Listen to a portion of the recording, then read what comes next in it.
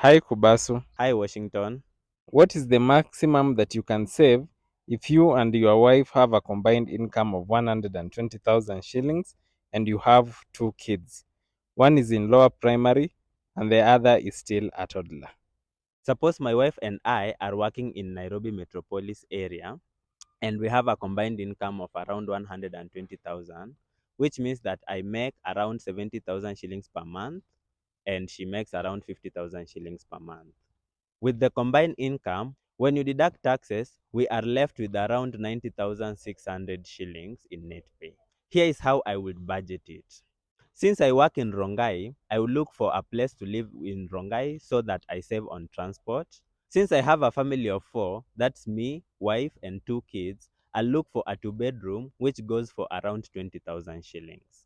And since I work in Rongai, I will be spending zero on transport, but my wife works in Nairobi CBD.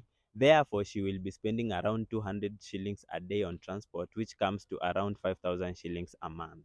For groceries, I would budget to spend around 15,000 shillings. And since we have children, including a toddler, I will hire a house help and pay her around 10,000 shillings. Living in a 2-bedroom house will be a sizable family, and therefore we shall spend around 5,000 shillings on utilities. These are things like water and Wi-Fi and electricity.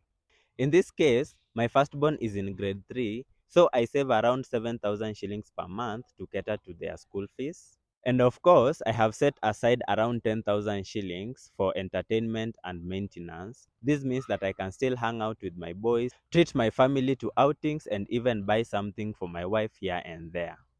And to support our families back at home, we usually set aside 3,000 shillings every month.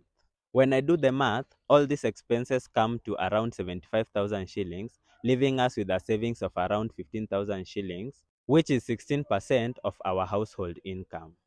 Therefore, we would look to invest these savings in a SACCO or other passive investment vehicle to grow our money, especially since our second born is about to join school.